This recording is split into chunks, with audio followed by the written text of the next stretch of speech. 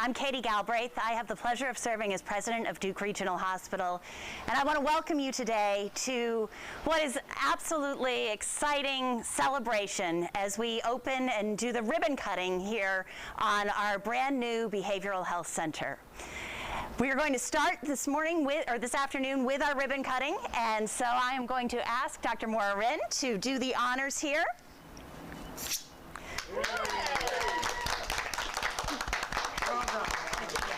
And now we're going to go inside, and please come in and join us as we have a few remarks.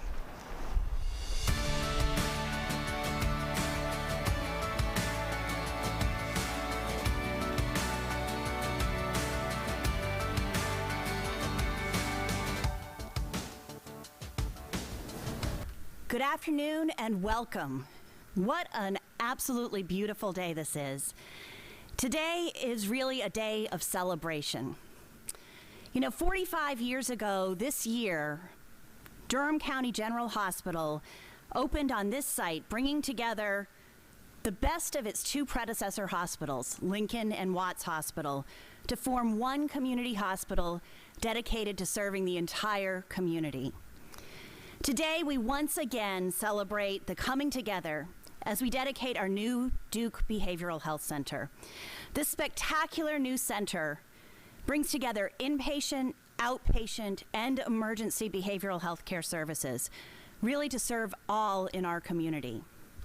Inside this spectacular facility, we have a 42-bed inpatient behavioral health unit that consists of all private rooms. We have 18 private rooms specially dedicated for our behavioral health emergency department within our larger emergency department. We've increased from 19 to 30 outpatient clinic offices.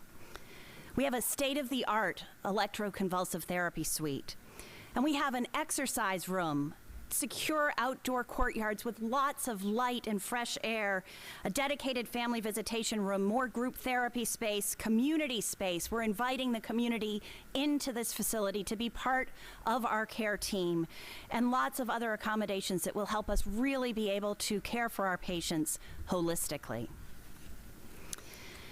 The project, which is really the largest construction project since we opened this hospital in 1976, also expands our emergency department. Our emergency department was built to serve 25 to 35,000 patient visits a year.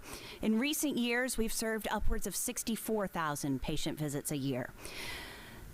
We have community members who rely on us, who walk through our doors every day seeking care, compassion, and treatment, and we're honored to provide that.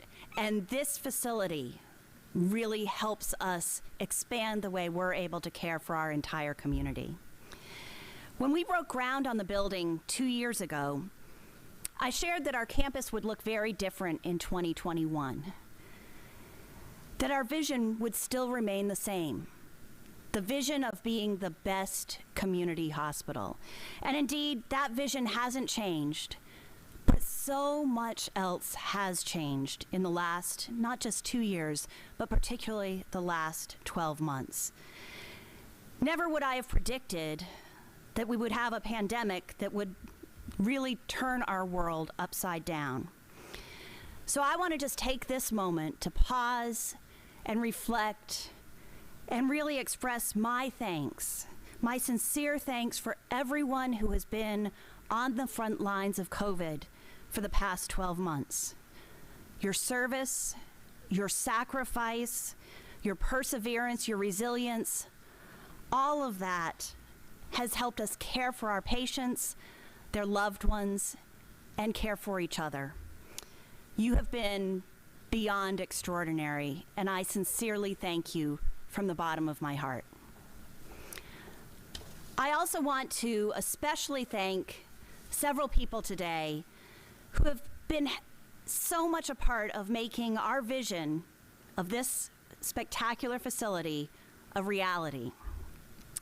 Thanks to the Duke University Health System Board, the Durham County Hospital Corporation Board for seeing and supporting our vision. Thanks to Perkins and Will and Rogers and all of the plumbers, electricians, construction workers. Thanks to Kevin Pasafaro, Ashley Head, Larry Holder, Jeff Forsyth, and our remarkable FPDC and DRH facilities team members. They have worked tirelessly to complete this project on time and, by the way, through a global pandemic. Truly remarkable. Thanks to Zach Cockerham and Dr. Brian Burrows and our entire emergency department team for their resilience and perseverance, working out of 4 different geographic areas over the last year, again, in the midst of COVID. And thanks to Dr. Maura Rinn, Dr. Shelley Homer, Carrie Unger, Sarah Emery, and our Department of Psychiatry and Behavioral Health Service line leaders and team members for putting your trust in us, for believing in our vision and helping us see it through. We are so excited today to welcome you to the Duke Regional Hospital family. You know, well, the COVID vaccine provides hope and a ray of light at the end of what has been, for so many, a very dark tunnel. I still believe that the behavioral health impact of this pandemic will be with us for years to come. So it is that this building and the extraordinary care team that we have working here, who will call this center home, provides hope for all who will enter. And now it is my sincere privilege to introduce you to Bobby Hendricks, Chair of the Durham County Hospital Corporation Board of Trustees and a member of the Duke University Health System Board.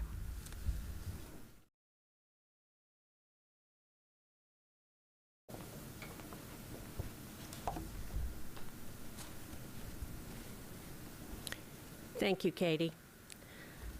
On behalf of the Durham Hospital Corporation Board of Trustees, I want to add my greetings to all who have gathered virtually today to help us celebrate the opening of this truly amazing new facility. In addition to members of our Duke Health family and the DCHC Board, we are joined today by several of our elected officials, including our Durham County Commissioners, City Council, and state and federal delegations.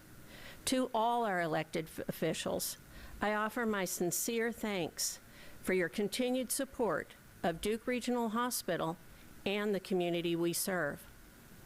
I also want to extend my appreciation to the rest of the Duke University Health System Board for their investment in this truly mission-driven project, and to President Vince Price, Dr. Jean Washington, Chancellor for Health Affairs, and President and CEO of Duke University, Dr. Bill Fulkerson, Executive Vice President, Duke University Health System, our gratitude for their leadership and support. Thank you to Dr. Maura Rinn, Chair of the Duke Department of Psychiatry and Behavioral Sciences, for her partnership as we work together to enhance the care of behavioral health patients throughout our region.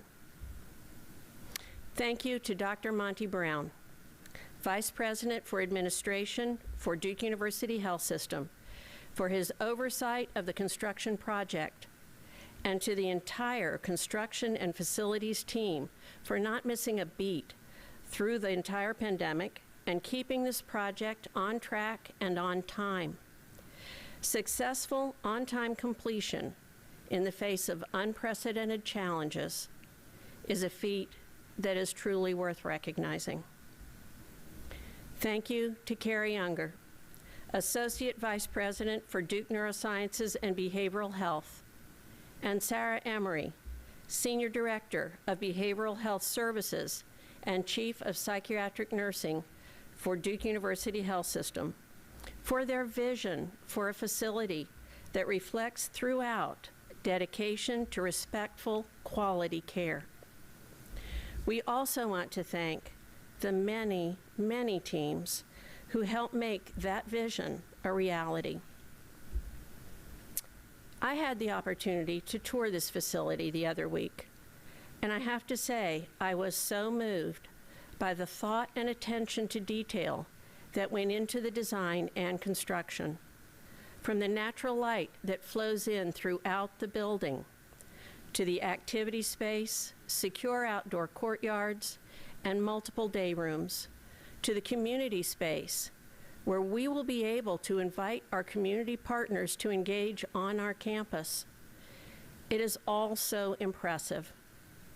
And as a Durham County Hospital Board member, Duke University Health System Board member, and especially as a member of the Durham community, I could not be more proud of what this building stands for and what it means for the care of all patients with behavioral health needs in our community. And now, it is my privilege to introduce Dr. Moira Wren, Chair of the Duke Department of Psychiatry and Behavioral Sciences.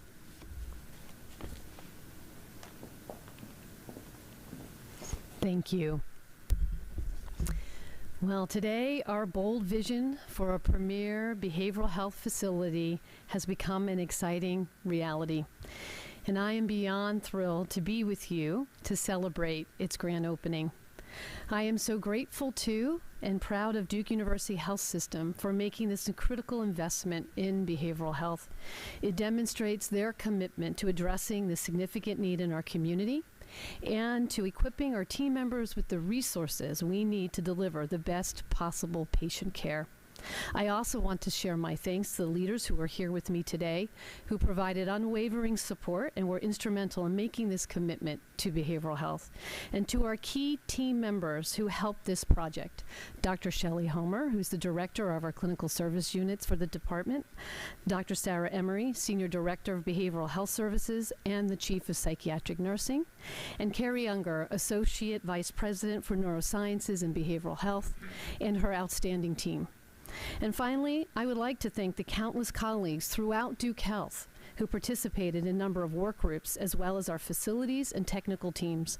I'm incredibly grateful to each of them for their expertise, dedication, and work in making this new center such an extraordinary space. I'd like to take a moment, though, to share some context about this great and growing need for a facility like this. In 2019, nearly 1 in 5 adults in the U.S. are suffering and living with a mental health illness. And nearly 10% of youth are suffering from a major depression. But since early 2020, record numbers of children and adults are struggling with stress, anxiety, and depression due to the ongoing pandemic, social isolation, financial distress, racism, and other adverse triggers.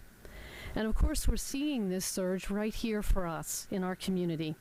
In the past year, requests for our behavioral health services has increased by more than 40%. This is why we are so pleased and grateful and proud to be able to offer our community a state-of-the-art behavioral health facility.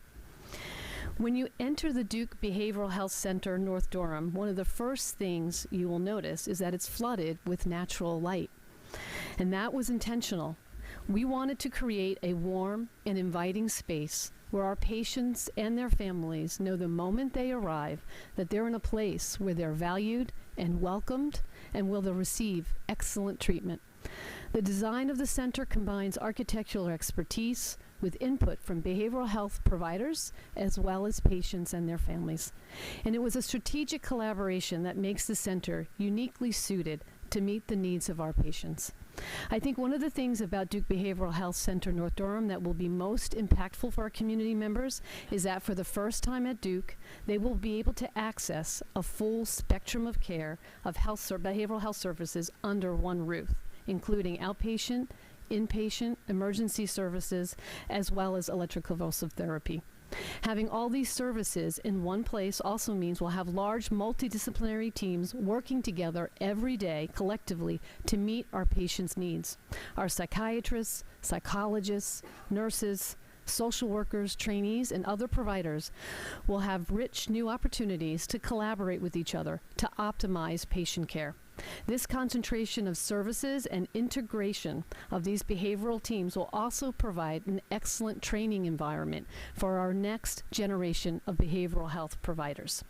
Most importantly, our doors will be open to all in our community in need of behavioral health treatment. In addition to boosting our capacity to serve our patients, this new center houses an array of wellness-enhancing features, such as courtyards and activity rooms, to complement our clinical care. We focus not only on designing a space to support exceptional clinical care, but also an outstanding overall experience for our patients and our families.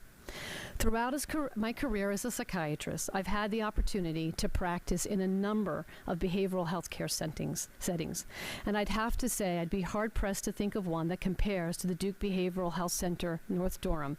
The thoughtfulness, attention to detail, and the commitment behind this project are unrivaled, and I am so grateful we're able to serve our community in this beautiful and highly functional new space.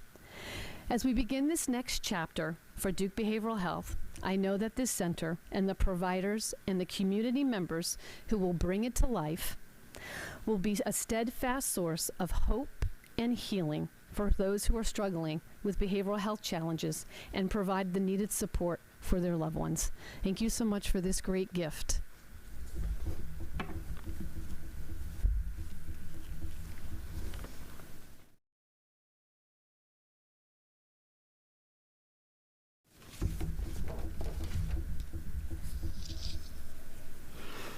Good afternoon. My name is Suzanne Mayer, and I'm a member of the Behavioral Health PFAC, Patient and Family Advisory Council.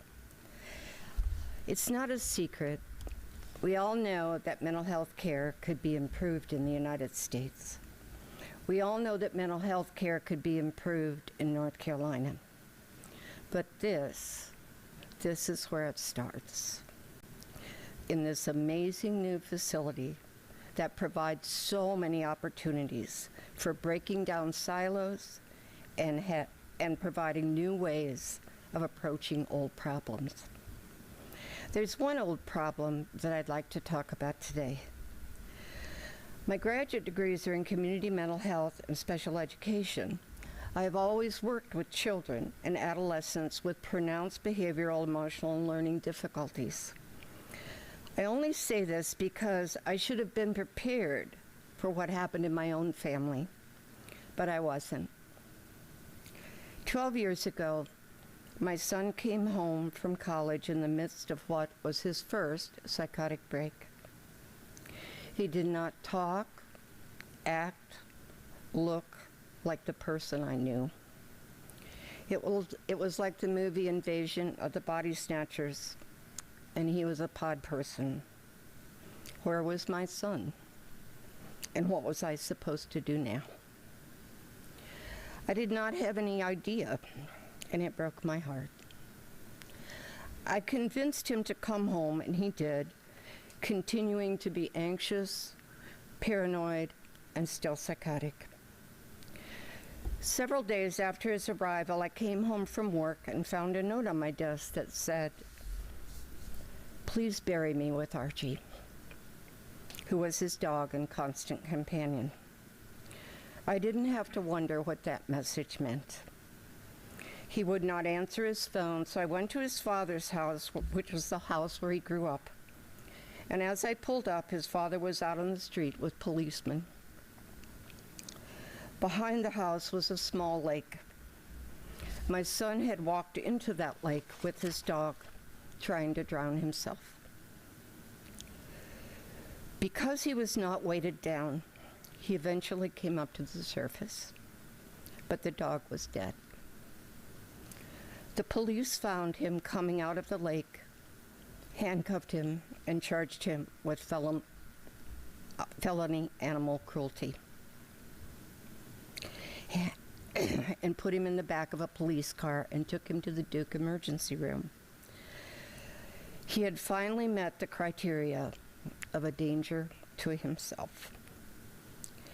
After a sleepless night, I went the next day to visit him in Williams Ward. He was asleep and wouldn't talk or open his eyes when I tried to wake him. Just before I left, he suddenly sat up and started sobbing and said, "Mom, I miss him so much," meaning the dog, and then laid down and closed his eyes and refused to say anything more.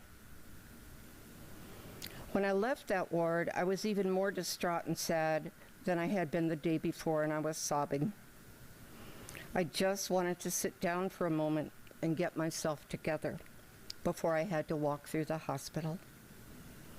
There were no chairs outside of William's ward, and I wandered around until I found some chairs in some anonymous waiting room.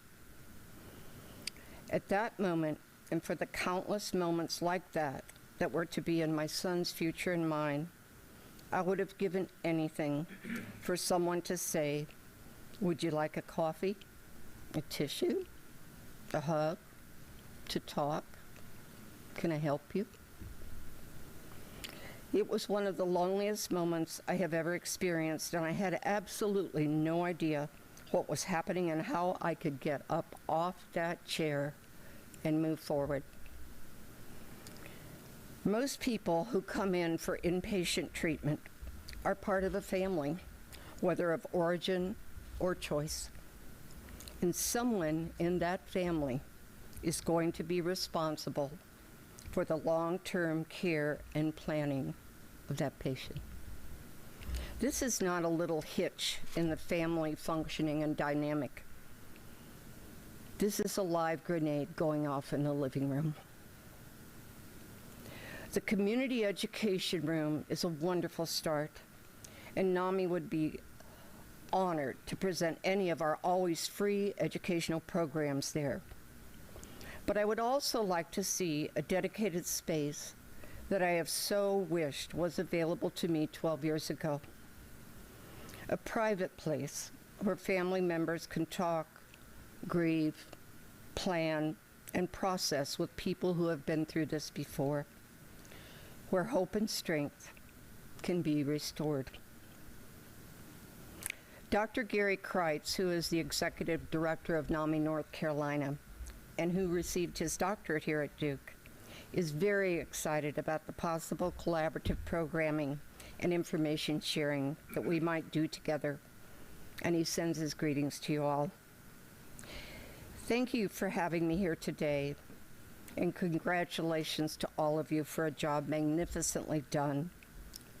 And I'd also like to thank my fellow PFAC members, and especially Alexandra Hale, who has shepherded us with patience and skill through all the PFAC process.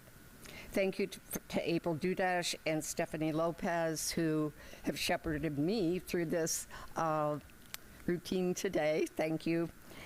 And thanks to Dr. Sarah Emery, who gave me the biggest dose of hope and happiness that I have had in a very long time. Thank you, Dr. Emery.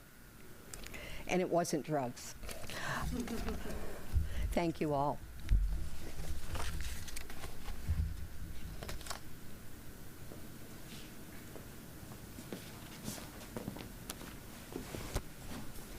Well, first I want to begin my comments by thanking you, Mrs. Mayor, for so powerfully capturing what we mean by highest quality patient-centered care and really capturing the spirit of this new edifice that we're here to inaugurate.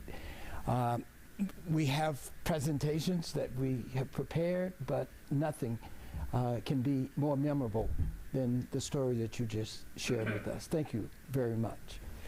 Hello, everyone, and good afternoon. I would like to add my warm welcome to this much awaited ribbon cutting ceremony, and to thank Katie and the team. That includes our colleagues at Duke Regional, of course, but really across Duke Health.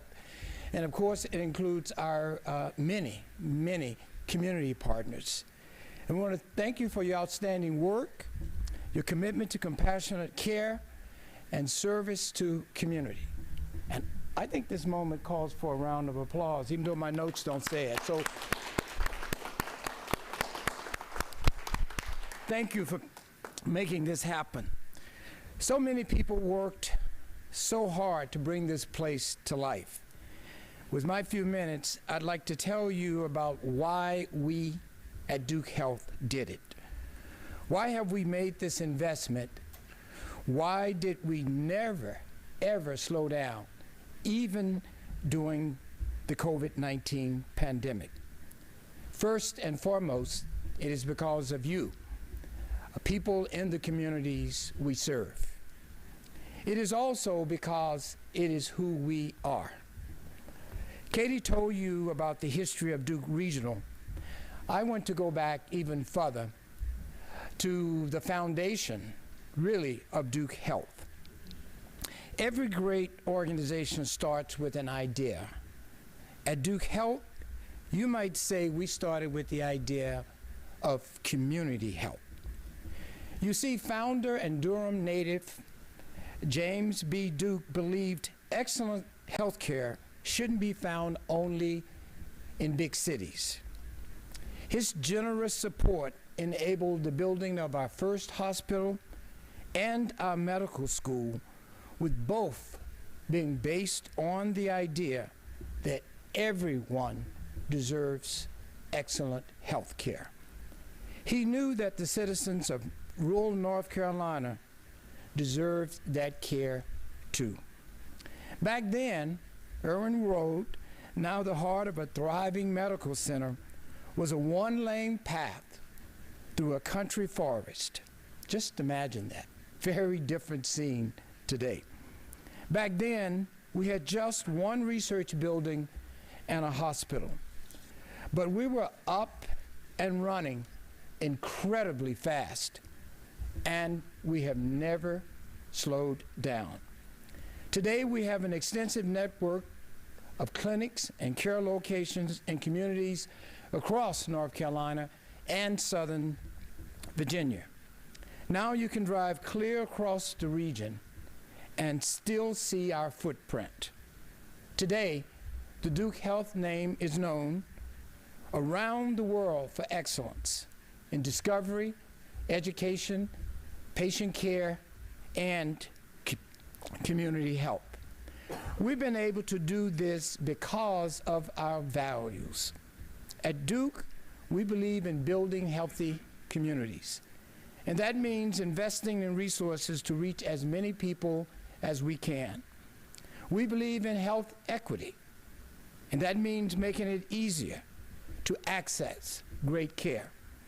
We believe in teamwork, and that means multidisciplinary approaches to care, like we'll provide in this beautiful new facility. And in that sense, and many more, this new center is an expression of who we are, and importantly, the promise we make to our communities. And it's why there was never any question that we would make this investment in the behavioral health of our community, our region, and our state. So to all here present and watching by live stream, thank you for becoming part of our mission to advance health together and to make healthcare more accessible to all. That was the passion of our predecessors, and it remains our purpose today. Again, thank you all for celebrating with us today. And now, let's see the new space.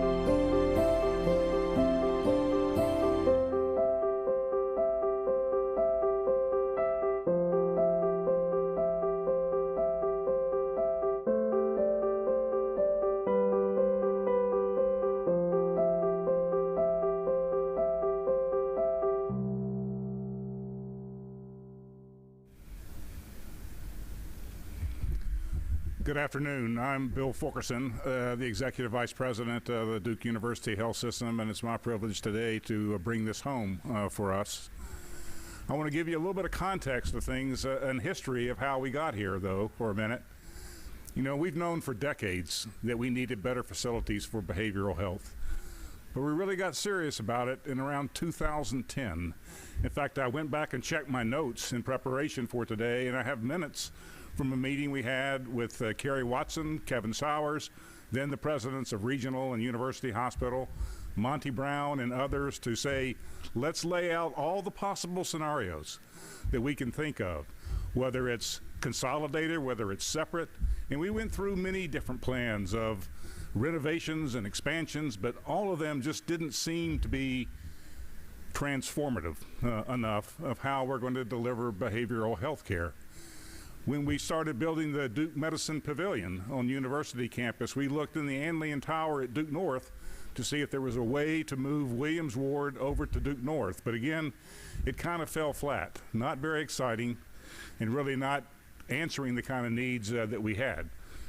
And then in about 2014, 2015, believe it or not, is when we really came together with this plan. And it's taken us a while to do it. We broke ground in 2019, and then this glorious day of opening it up. So, Chancellor Washington, we don't always do things fast, but we do them well. And this is a fabulous facility, and I want to take my last minute and just thank all those that have been mentioned today and more that have made this possible today, because this is a terrific place and a terrific facility. I want to thank all those watching us streaming live for your participation today. This is a great thing for the community, a great thing for our patients, and thank you very much. Have a wonderful day.